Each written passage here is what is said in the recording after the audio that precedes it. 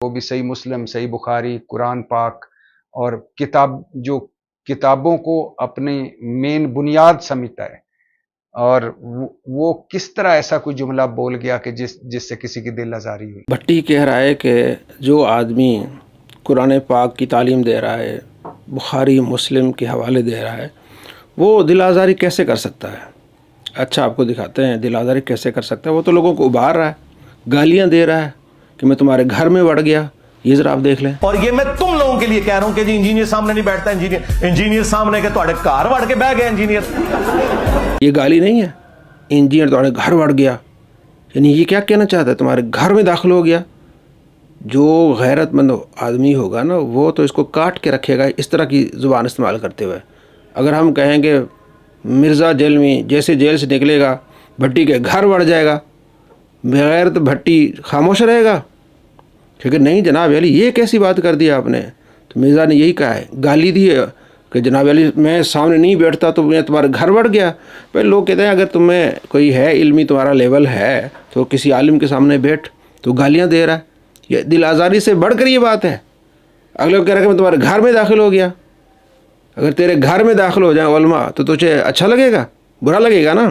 بلکہ مرزا جیل میں تیرے گھر میں بڑھ گیا تو اگر تو غیرت مند ہوگا تو اسے گولیوں سے چھلنی کر دے گا، بغیرت ہوگا تو اس کے ساتھ بیٹھا رہے گا۔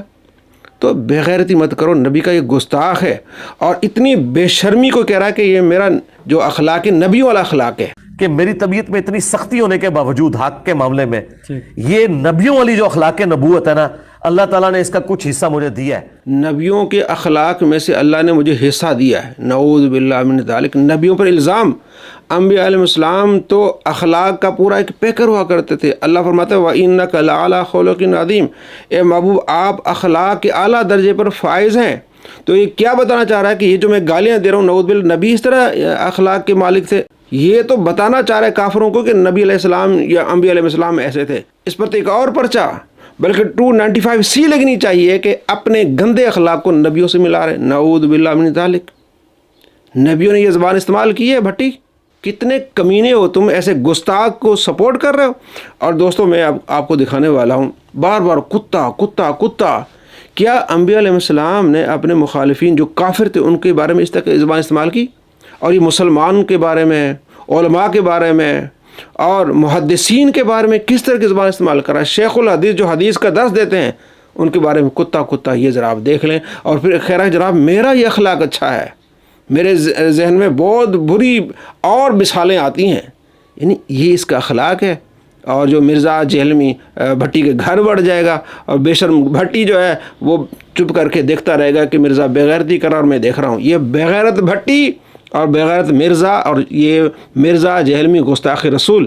کہ میری طبیعت میں اتنی سختی ہونے کے باوجود حق کے معاملے میں یہ نبیوں والی جو اخلاق نبوت ہے نا، اللہ تعالیٰ نے اس کا کچھ حصہ مجھے دیا ہے۔ موچی جو جوتیاں گانٹ رہا ہے اور آپ کے مشوروں کو اکوموڈیٹ کر رہا ہے، وہ ان مولویوں سے بہتر ہے، کم از کم کتے کی طرح پڑھتا تو نہیں نا آگے۔ شیخ الحدیث تو ایک محلے میں اتنے پاگل کتے نہیں ہیں کہ جن کو کمیٹی والے مار دیتے ہیں، اتنے شیخ الحدیث پاکستان میں گھومتے پھر رہے ہیں۔ تو ہم کیا کہیں گے؟ وہ ڈنگرو، بات کو سمجھو۔